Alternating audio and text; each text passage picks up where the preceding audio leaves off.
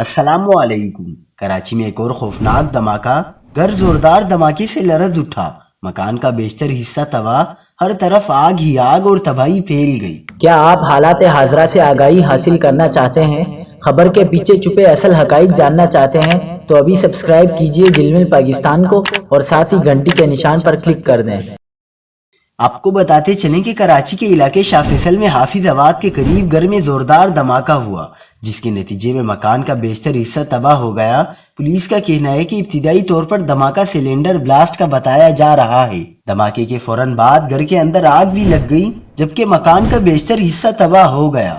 دھماکے کی آواز دور دور تک سنی گئی۔ اطلاع ملتے ہی پولیس، ریسکیو ٹیمیں اور فائر بریگیڈ کی گاڑیاں جائے وقوع پر پہنچی۔ پولیس حکام کے مطابق ابتدائی طور پر دھماکہ سلنڈر بلاسٹ کا بتایا جا رہا ہے۔